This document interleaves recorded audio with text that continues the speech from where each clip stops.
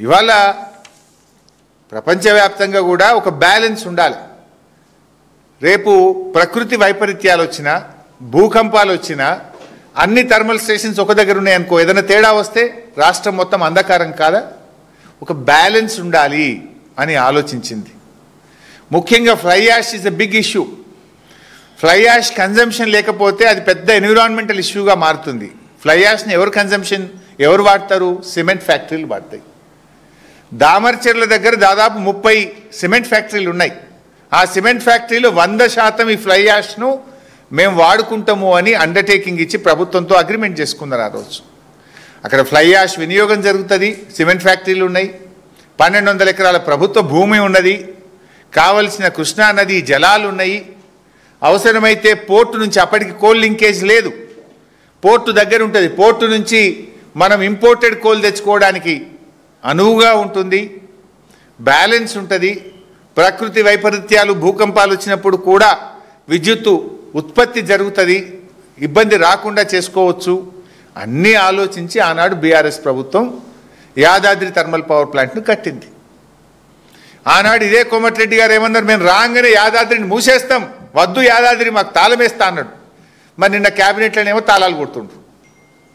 మళ్ళీ ఇప్పుడు ఎందుకు పెడుతున్నావు? మరి 2400 థర్మల్ మెగావాట్ పవర్ ప్లాంట్ ఎందుకు ఒప్పుకున్నావు వెంకటరెడ్డి గారు? మరి నువ్వు ఇదంతా కాలుష్యం మా మెడ మీద వేస్తారా అన్నారు. మరి ఇప్పుడు మళ్ళీ ఎందుకు కడుతున్నావు? మరి కాలుష్యం ఉంటే ఆనాడు అపోజిషన్లో ఉన్నాం కనుక ఏదన్నా మాట్లాడచ్చు. గవర్నమెంట్ల కోసం రాగానే పెదవులు మూతపడతాయి.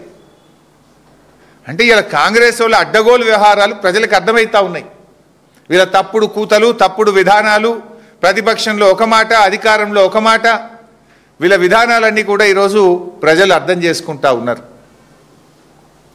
మరి ఆనాడు యాదాద్రి మేము రాగానే మూసేస్తాం, తాళం వేస్తాం, కట్టనీయం అన్నోళ్ళు ఇప్పుడు పోయి రిబ్బన్లు కత్తిరిస్తారు. పోటీ పడి కొబ్బరికాయలు కొడుతుండ్రు. వెంకటరెడ్డి గారు ఉరుకురికి కొబ్బరికాయలు కొడుతుండ్రు. మరి ఆనాడు ఏమన్నావు?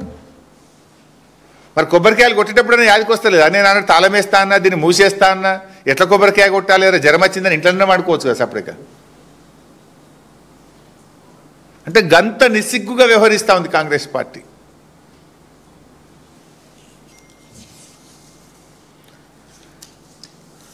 ఇవాళ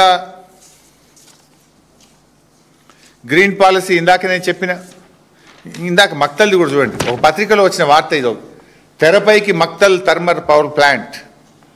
వాళ్ళు ఇంత స్పష్టంగా థర్మల్ అని చెప్పి ఇప్పుడేమో థర్మల్ మేము అనలేదు అని మాట మారుస్తారు. ఇక గ్రీన్ పాలసీ గాలికి పోయింది. కమిషన్ల కోసం కొత్త పాలసీ వచ్చింది. ఇప్పుడు ఇక 30%.